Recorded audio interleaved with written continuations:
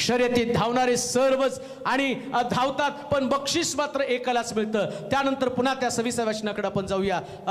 करंथीकराचं पहिलं पत्र 9वा अध्याय आणि त्याचं 26 वचन. म्हणून मीही तसाच धावतो म्हणजे अनिश्चितपणे धावत नाही, तसेच मुष्टियुद्धही करीतो म्हणजे वाऱ्यावर मुष्टिप्रहार करत नाही. तर मी आपलं शरीर कुदलतो व त्याला दास करून ठेवतो. असे न केल्यास मी दुसऱ्यास घोषणा केल्यावर कदाचित मी स्वतः पसंतीस न उतरलेला. बस. शास्त्र सांगतं ज्याला जिंकायचं त्यानं जिंकणं हेच ध्येय ठेवलं पाहिजे. आमेन. जर तुम्ही म्हटलं नाही पहिला नाही आला तरी चालेल, कुठं तरी तिसरा चौथा आला आणि उत्तेजनार्थ बक्षीस मिळालं तरी चालेल, मग तुमच्या डोक्यात कधीच त्या ठिकाणामध्ये मुकुट मिळणार नाही. बायबल सांगतं तुम्हाला जिंकण्यासाठी ध्येय काय, पहिला मीच असला पाहिजे. आमेन. ऑब्जेक्ट ध्येय आहे प्रियानो. आणि जेवढं मोठं तुमचं ध्येय तेवढी मोठी तुम्हाला कसरत करावी लागणार आहे. आमेन. ध्येय ठेवलं खूप मोठं, बोर्डात यायचं आणि सकाळी त्याला लाता घालून झोपेतनं उठवावं लागतं. आणि तू नाही आता बोलला ना प्रभू विजय देणार आहे, मग विजय देणार आहे तर पळापळी कर ना. हालेलुया. कसं विजय मिळणार आहे? जिथं तुम्ही तुमच्या शारीरिक कसरतीला सुरुवात करता. पहिला नंबर जे धावण्यासाठी येत आहेत ना, त्यांचं व्यायाम जर बघितलं, त्यांचं पळणं, सकाळी उठून डोंगरावरती पळणं आणि त्यांच्या उड्या मारणं, त्यांची एक्झरसाइज बघितलं तर त्या बघणाऱ्याला घाम फुटतो, पण ते तेवढं करत असतात. या जगामध्ये आम्हाला सुद्धा पौल म्हणतो जर मी स्वतःच्या शरीराला बुकलतच नाही ना, काय लिहिलंय, तर मी आपले शरीर कुदलायचंय. या शरीराला कुदलून टाकायचंय. कशाला? जिंकण्यासाठी. आमेन. विसावा घेतला तर तुम्हाला नाही विजय मिळणार. विजय मिळण्यासाठी तुम्हाला धावपळ करावी लागणार आहे. मिनिस्ट्रीमध्ये धावपळ करावी लागणार आहे. शिक्षणामध्ये तुम्हाला धावपळ करावी लागणार आहे. अभ्यासाकडे लक्ष करा. बिझनेस करण्यासाठी पण तुम्हाला धावपळ करावी लागणार आहे. परिश्रम केल्याशिवाय देव कधीच तुम्हाला विजय देणार नाही. आमेन. कधीच नाही प्रियानो. ती मराठीत म्हण आहे, असेल टिंब तर देल खाटेवरी, नाही का? खाटेवरती तुम्हाला कसा विजय मिळणार आहे? नुसत्या मी बाता मारल्या मोठ्या मोठ्या घरामध्ये बसून येऊ करून तीव करू, काही होणार नाही, पडून राहाल तिथंच. ध्येय काय तुमचं? बक्षीस मलाच मिळलं पाहिजे. आमेन. एक उदाहरण पवित्र शास्त्रातनं देतो. एक दिवशी रात्री योसेफ झोपेमध्ये असताना देवानं त्याला एक स्वप्न दाखवलं. 11 पेंड्या त्याच्या पेंडीला नमन करत आहे. तो उठला, आपल्या भावानं सांगितलं 11 पेंड्या माझ्या पेंडीला नमन करत आहेत. खवळले, काय आम्ही 11 जण तुला नमन करणार? दुसऱ्या दिवशी परत झोपला. आता देवानं अजून त्याचं स्वप्न, परत त्याला स्वप्न का देवाने दिलं माहिती का? कारण जे स्वप्न त्याला रात्री मिळालं तो ते त्यानं त्याच्या भावांना सांगितलं आणि भावांना सांगितल्यावर त्या स्वप्नावर त्यानं विश्वास ठेवला आणि तो म्हटला तो समय माझ्या जीवनामध्ये येणार आहे, त्या 11 पेंड्या मला नमन करणार आहे. आमेन.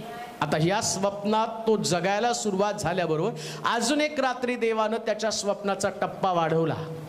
हालेलुया. आणि त्याला नवीन एक रेस दिली. पहिल्या रेस पासून दुसऱ्या रेस कडे त्याला नेलं. पहिली स्पर्धा 100 मीटर, दुसरी स्पर्धा 500 मीटर. आता देव त्याला 500 मीटरच्या स्पर्धेमध्ये नेतो आणि 500 मीटरच्या स्पर्धेमध्ये तिथं काय सांगितलं? 11 तारे सूर्य चंद्र तुला नमन करतील का? कारण या पहिल्या रेसमध्ये जो उत्तीर्ण होतो परमेश्वर त्याला याच्यापेक्षा मोठ्या रेसमध्ये उतरवतो. काम देऊ नये का? तुम्हाला एक स्पर्धा जिंकायची नाही, जीवनातली प्रत्येक स्पर्धा तुम्हाला जिंकायची जिंकायची आणि त्याच्यासाठी परमेश्वर तुम्हाला एक नवीन प्रकारचं ध्येय देतो. इकडे योसेफ उठला आणि त्याच्या भावांना सांगितला, काल तर 11 पेंड्या आल्या, आज तर 11 तारे सूर्यचंद्र बी माझ्या स्वप्नात आलं आणि ते मला नमन करायला लागले. भावांचं डोकं फिरलं. आई बापाला जाऊन सांगितलं, बापानं बोलवलं, जास्त अक्कल आली का तुला? काय सांगितलं यांना?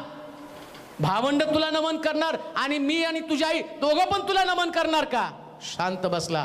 त्याला माहिती आहे हे स्वप्न मी पूर्ण केल्याशिवाय हे जग सोडणार नाही. रेस स्पर्धेमध्ये धावायला सुरुवात केली. जो स्पर्धेमध्ये धावतो त्याला पुष्कळ प्रकारचं अडकण येतं. नीट ऐका, ध्येय तुमचं काय असलं पाहिजे? जिंकलं हे तुमचं ध्येय आहे. आणि इकडं याला काय झालं, त्याच्या भावानी पाहिलं, हा स्वप्नदर्शी आला, भावांना भेटण्यासाठी आला, डबा घेऊन जाण्यासाठी आला. त्यांनी पकडलं आणि त्यांनी त्याला मारण्यासाठी आटोकाट प्रयत्न, त्याला मारून टाकू आपण, मग कशा पेंड्या नमन करतात बघू, कसे तारे नमन करतात बघू. कान देऊ नाही का? म्हणून मी तुम्हाला सांगितलं, ज्याच्याकडे स्वप्न आहे, ज्या जिंकण्याची ईर्ष्या ज्याच्याकडे, त्याला कोणी खतम करू शकत नाही, त्याला कोणीच नष्ट करू शकत नाही, कोणीच नाही नष्ट करू शकत. त्याने त्याला खड्ड्यात टाकलं, मग त्याला विकलं. ध्येय त्याचं एकच आहे, आणि त्याचं ध्येय त्याच्या भावंडांचा नाश करणं नाही. त्याचं ध्येय त्याची भावंड जिवंत राहावेत आणि त्यांनी माझं गौरव पाहावं. त्याचं ध्येय हे नाही त्यांनी माझा द्वेष केला म्हणून त्यांचा नाश व्हावा. तर मग तो 11 तारे आणि सूर्य चंद्र नमन करतील एवढं वैभव मला मिळवायचंय. आणि पोटीफराच्या घरामध्ये त्याला आणलं. पोटीफराच्या घरामध्ये त्याच्या समोर पोटीफराची पत्नी आहे आणि ती पत्नी त्याला व्यभिचाराला प्रवृत्त करते. आणि कदाचित तो त्या ठिकाणामध्ये त्याचं ध्येय जर विसरला तर पोटीफराच्या पत्नी बरोबर त्यानं संबंध ठेवून आणि तिथं एखादा कारभारी बनू शकला असता. पण त्याचं ध्येय होतं 11 तारे माझ्या आणि सूर्य चंद्र यांनी मला नमन करावं. पोटीफराच्या पत्नीनं आणि राजवाड्यातल्या लोकांनी मला नमन करू नये. ताऱ्यानं सुद्धा नमन करावं, सूर्यानं नमन करावं, चंद्रानं नमन करावं. जर त्याचं विजन, त्याचं ध्येय तो विसरला असता तर रेस हरला असता. परमेश्वरानं त्याला विजन पहिले 11 पेंड्या दिल्या होत्या. दुसऱ्यांदा त्यानं त्याचं विजन बदललं. त्याला माहिती होतं पोटीफराच्या घरामध्ये गेल्यावर कदाचित हा मोहाचा प्रसंग त्याच्यावरती येईल. पण मी त्याला साध्या गोष्टीसाठी धावायला सांगितलं नाही, मोठ्या गोष्टीसाठी धावायला सांगत आहे. आणि बायबल सांगतं तो तिथंच त्यानं टाकलं, वस्त्र टाकलं आणि तो रेस करू लागला, तो पळू लागला, तो पळू लागला. पळता पळता कुठपर्यंत आला? बायबल सांगतं राजा त्याला म्हणतो, फक्त नावाला राजा मी आहे, सगळे अधिकार योसेफा तुझ्याकडे. तुम्हाला जिंकायचंय, तुम्हाला जिंकायचंय. समोर असणाऱ्या मोहाला बळी पडू नका. तुम्हाला धावायचंय. तुमचं ध्येय एकच आहे, 11 तारे सूर्य चंद्र त्याला तुम्हाला नमन करावं. जगामध्ये असणाऱ्या थोडक्याला मोहाला बळी पडण्याच्या ऐवजी ज्याच्यासाठी प्रभू तुम्हाला धावण्यासाठी भाग पडत आहे ती धाव घ्या. असं धावा, बक्षीस तुम्हाला मिळालं पाहिजे. हालेलुया. असं धावा, मुकुट तुमच्या डोक्यावर चढला पाहिजे. आमेन. योसेफाची धाव तिथंच थांबली असती किंवा त्यानं म्हटलं पाहिजे होतं, माझेच भावंड मला मारून टाकण्याचा विचार करत आहे, कोणीतरी आम्हाला त्यागलं तर आम्ही लगेच म्हणतो नाही नवऱ्याने सोडलं, नाही लेकरं टाकून गेले, मरा आता. अहो काय धावतान, काय तुमची रेस आहे? लेकरापुरतं नवऱ्यापुरतं धावता? कधी 11 तारे सूर्यचंद्र तुम्हाला नमन करणार आहे? सेवा करताना कधी कधी कोणीतरी तुमच्या विरोधात बोलतं, कोणीतरी तुम्हाला दुःखी करतं, बंद करतो सेवा. कधी तुला 11 तारे सूर्यचंद्र नमन करणार आहेत?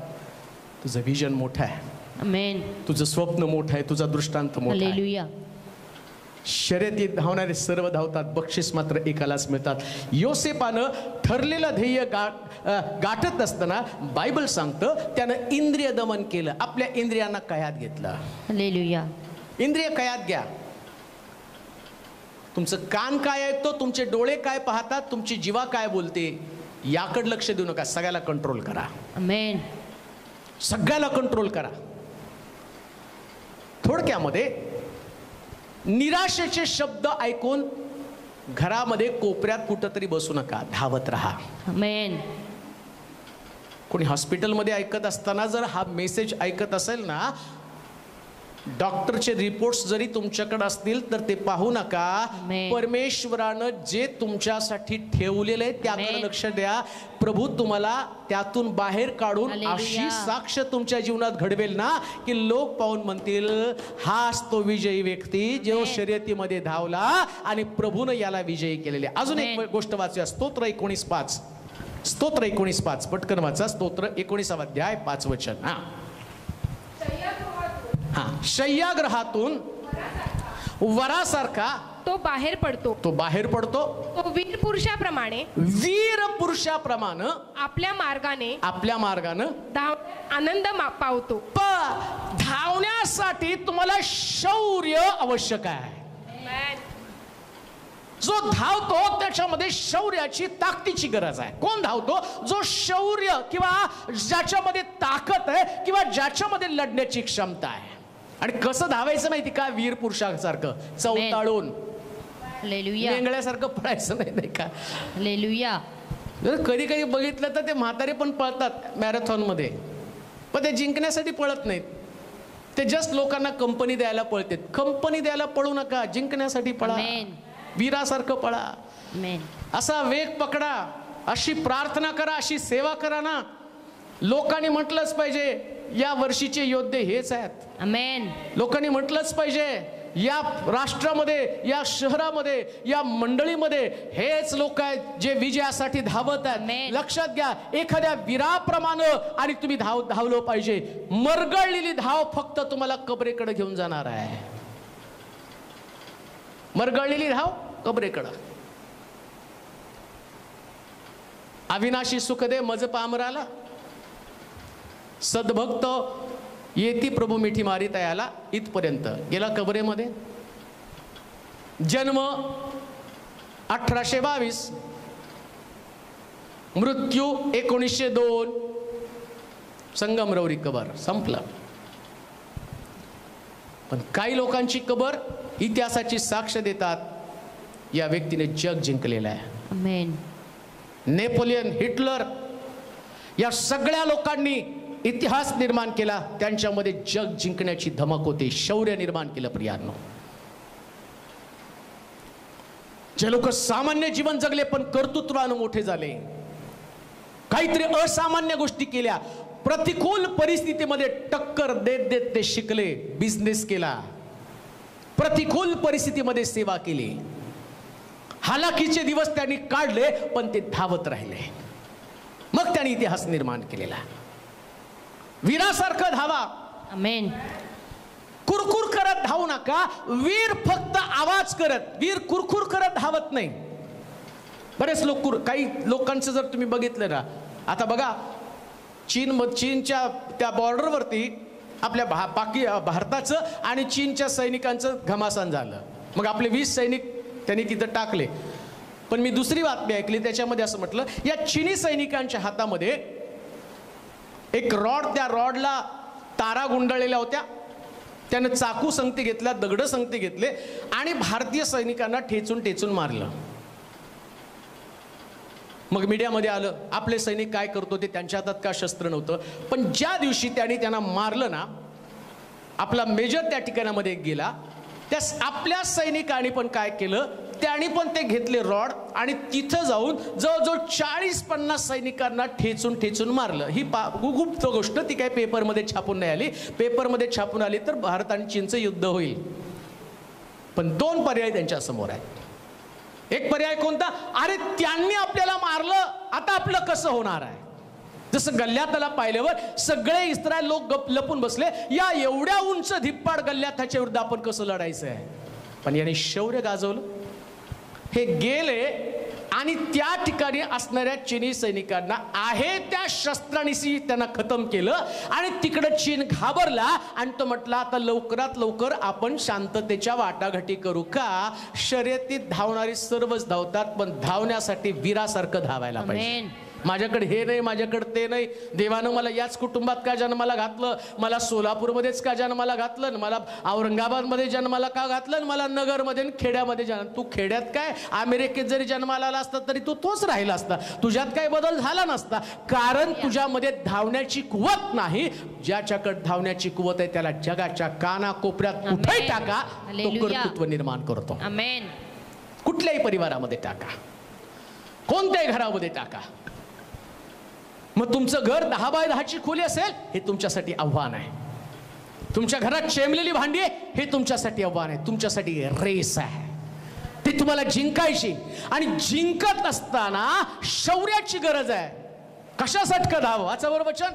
शय्यागृहातून वरासारखा, शय्यागृहातून वरासारखा तो बाहेर पडतो, तो बाहेर पडतो, तो वीर पुरुषांप्रमाणे, तो वीर पुरुषांप्रमाणे आपल्या मार्गाने धावण्यात. वीर पुरुषासारखं धावायचं. वीर पुरुष धावत असताना तो बघत नाही माझ्या मागे कोण आहे, तो बघत नाही समोर कोण आहे, त्याला एकच लक्ष असतं, मला याला हरवायचं आहे, मला याच्यावर तुटून पडायचंय. बायबल सांगतं दावीद आणि त्या गल्ल्याताकडे पाहत असताना त्यानं त्याची शस्त्र बघितली नाही आणि गल्ल्यातानं दावीदाची शस्त्र पाहिली आणि तो त्याला म्हणतो, काय काठीनं मला मारणार? मी काय कुत्रा आहे तुम्हाला काठीनं मारणार? दावीद पण खडबडून जागा झाला नाही. अरे एवढा मोठा गल्ल्यात, त्याची एवढी मोठी तलवार, त्याचं धड एवढं मोठं, त्याचं शिर एवढं मोठं, अंगावरती कवच एवढं मोठं, त्याचा भाला डोक्यावरती, कुठं मारू? त्याला एकच माहिती होतं, याच्या विरोधात जाऊन मला जिंकायचं आहे. आमेन. वीर पुरुषासारखा परमेश्वराच्या नावानं मी तुझ्यावरती चाल करून जातो म्हटला. गोटा घेतला, आहे ते असणार त्याचं रोजचं शस्त्र, आहे त्याच्या रोजच्या गोष्टी. शास्त्र सांगतं गोटा, त्या बटव्यातला एक गोटा काढला आणि त्या गल्ल्याताविरुद्ध फिरवला आणि बायबल सांगतं शर्यत जिंकला. शास्त्र सांगतं लोक म्हटले दाविदा, शौलानं हजारो वधले, दाविदानं लाखो लोकांना वधणारा व्यक्तीला मारलं आणि दाविदाला लाखोंचं श्रेय मिळालं. कारण शौल योद्धा असताना सुद्धा लपला, पण दावीद योद्धा नसताना सुद्धा पळाला. जो पळतो तो जिंकतो. तुमचं ध्येय एकच असलं पाहिजे, वीरासारखं धावायचं. मी काही झालं, मी परिस्थितीमध्ये तसंच धावणार आहे, मी आजारपणात तसंच धावणार आहे, मी गरिबीमध्ये तसंच धावणार आहे, मी कमी बुद्धी असताना तसंच धावणार आहे. माझ्याकडे कुठली साधन सामुग्री उपलब्ध नाही पण मी धावणार आहे. माझी ओळख नाही पण मी धावणार आहे. मला कोणी चांगलं म्हणत नाही पण मी धावणार आहे. माझं अस्तित्व मी पुसून टाकणार आहे. मला एकच माहितीये, या जगामध्ये मी पराक्रम करण्यासाठी आलो. मला एकच माहितीये, या जगामध्ये मी लढण्यासाठी आलो. मला एकच माहितीये, मी या जगासाठी एक आशीर्वादाचं कारण आहे. या जगाला सुटका देण्याची क्षमता माझ्यामध्ये, या जगाला एक नवीन इतिहास घडवणारा मी एक इतिहास पुरुष आहे, एक इतिहास घडवणारी स्त्री आहे आणि प्रभूने माझी निवड केलेली आहे. आमेन. एकच शेवटचं वचन वाचूया. धावण्यासाठी काय आवश्यक आहे? इब्रिलोकाचं पत्र 12वा अध्याय आणि त्याचं पहिलं वचन. इब्रिलोकाचं पत्र 12वा अध्याय त्याचं पहिलं वचन. तर मग आपण एवढ्या मोठ्या साक्षीरूपी मेघाने, एवढ्या मोठ्या साक्षीरूपी मेघानं वेढलेले आहोत म्हणून आपणही सर्व भार व सहज गुंतवणारे पाप टाकून आपल्याला नेमून दिलेल्या धावेवरून धीराने धावावं. काम देऊ नये का? धावण्यासाठी लागतो संयम. आमेन. ज्याच्याकडे संयम आहे ना तो जिंकू शकतो. स्पर्धेमध्ये धावणारे जे लोक आहेत ना ते फार सुंदर टेक्निक वापरतात. ते सुरुवातीला पळायला लागतात.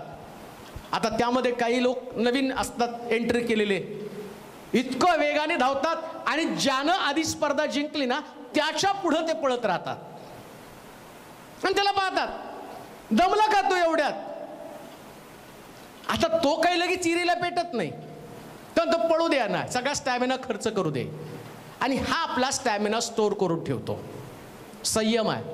त्याचं जर डोकं फिरलं तो त्यांच्यावर पळायला लागला तर तेही दमणार आणि हाही दमणार. हा काय करतो? कंट्रोल करतो आणि मग त्याचा संयम, मग मग हे पुढे धावत धावत धावत धावत जातात आणि हळूहळू यांच्यातला स्टॅमिना संपू लागतो आणि इकडं यानं त्याचा स्टॅमिना स्टोअर केला आणि तो पळायला सुरुवात करतो आणि बघता बघता कुठं पळतो माहिती का तो, ज्यावेळेस मर्यादेची खून येते ना, बॉर्डर येते ना, त्याच्या अगोदर त्याला माहितीये ही स्पर्धा मी जिंकलेली आहे आणि ती कशी जिंकायची, बॉर्डर कुठे आहे आणि कुठं नियंत्रण रेषा आहे, तिथपर्यंत किती अंतर बाकी, तिथून मात्र त्याचा तो स्पीड वाढवायला सुरुवात करतो आणि वाढवता वाढवता एवढा वाढवतो जे अगोदर पळाले ते दमले आणि आता हा नव्यानं एक ईर्ष्या, एक उर्मी आणि त्याच्यामधला असणारा संयम, त्याच्यातलं कंट्रोल आणि तो काय करतो, एकत्र करून शेवटच्या टप्प्यामध्ये इतका वेगानं धावतो की बॉर्डर क्रॉस करतो आणि टाळ्याच्या गजरामध्ये बॉर्डरवरचे लोक त्याचं स्वागत करतात आणि त्यावेळेस जे लोक सुरुवातीला त्याच्या पुढे धावत होते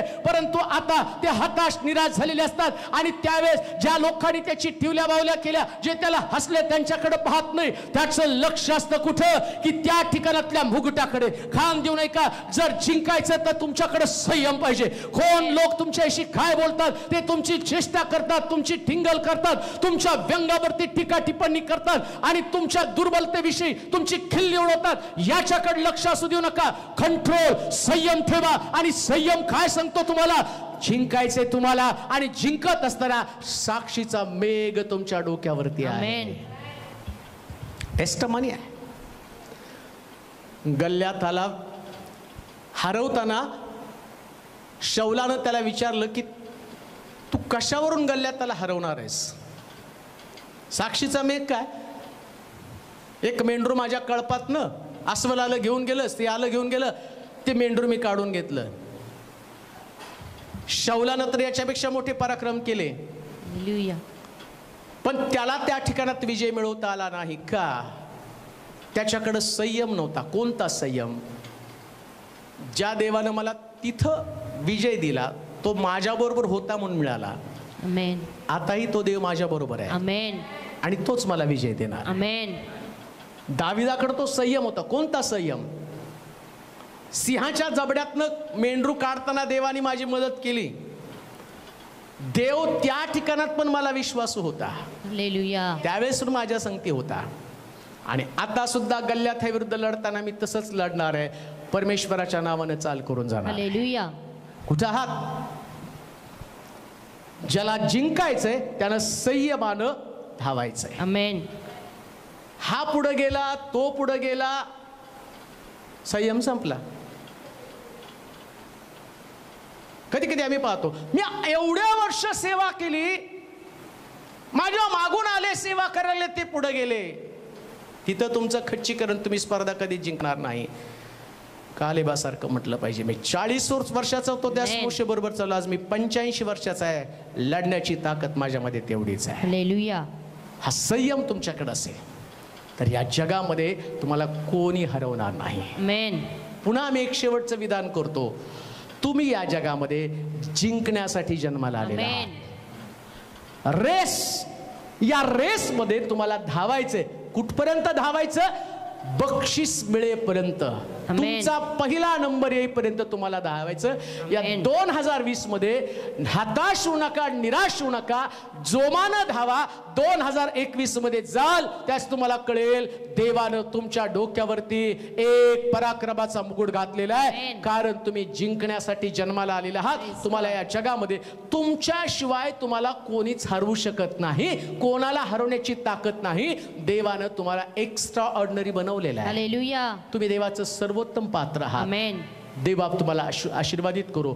जिंकण्यासाठी, लढण्यासाठी प्रभू तुमचं सहाय्य करो. प्रार्थना करू आपण. सर्व समर्थ देवा, मी तुझे आभार मानतो, तुझी स्तुती करतो. आज सकाळी एक नवीन उर्मी, एक नवीन संदेश घेऊन आम्ही बाहेर पडत आहोत. आम्ही हरण्यासाठी जन्माला आलो नाही, आमचा जन्मच मुळी धावण्यासाठी आहे. सगळेजण धावत आहेत पण आज सकाळी मी सगळ्यांपेक्षा वेगळा धावत आहे, कारण मला माझं ध्येय माहिती आहे, मला माझा जगण्याचा उद्देश माहिती आहे. सगळे धावतात तसं मी धावणार नाही, मी सगळ्यांपेक्षा वेगळं धावणार आहे. कारण मी माझ्या शक्तीकडे पाहतो त्यास निराश होतो. पण आज उपदेशकाच्या पुस्तकामध्ये आम्ही ऐकलं, समय आणि देव हाच आम्हाला विजय देतो, त्याच्याशिवाय दुसरा मला कोणीच विजय देऊ शकत नाही. जो वेगवान धावतो त्यालाच विजय मिळतो असं नाही, ज्याच्याकडे ज्ञान आहे त्यालाच धन मिळतं असं नाही, जो विद्वान आहे त्यालाच भाकरी मिळते अशी नाही. जर तू ठरवलं तर जीवनातली प्रत्येक गोष्ट आमच्याकडे असणार आहे, पण आम्ही तोपर्यंत धावणार आहे, तोपर्यंत प्रार्थना करणार आहे. आज मी प्रार्थना करत आहे अशा निराश झालेल्या भावासाठी, बहिणीसाठी. उठव त्यांना त्या अवस्थेमध्ये, असं वेग त्यांच्या पायामध्ये दे, त्यांच्या बिझनेसमध्ये त्यांना वेग दे, नोकरी करण्यासाठी त्यांना वेग दे, शिक्षणासाठी त्यांना वेग दे. हॉस्पिटलमध्ये जर ते असतील आणि जर वचन ऐकत असेल तर प्रभू आज त्यांच्यामध्ये एक प्रचंड प्रकारची ईर्ष्या उत्पन्न कर. या रोगाला हरवून आम्ही बाहेर पडणार आहोत. आम्ही मरण्यासाठी, हरण्यासाठी नाही तर जिंकण्यासाठी जन्माला आलेलो आहे. कोणता व्याधी विकार तुझ्या लोकांना नाश करू शकत नाही, कारण आमचा देव ज्याचं नाव जीवन आहे आणि तो जीवन देणारा दाता असताना त्याकडे पाहण्याचा त्यांचा दृष्टिकोन बदल. तुला निराश लोक आवडत नाही तर आज सकाळी प्रत्येकाला आशावादी बनव. तुझी स्तुती करतो, तुला महिमा देतो. ऐकणाऱ्या प्रत्येक व्यक्तीला आशीर्वादित कर, निराशा काढून टाक, आशावादी त्यांना बनवून प्रभू तुझ्या राज्यासाठी तयार कर.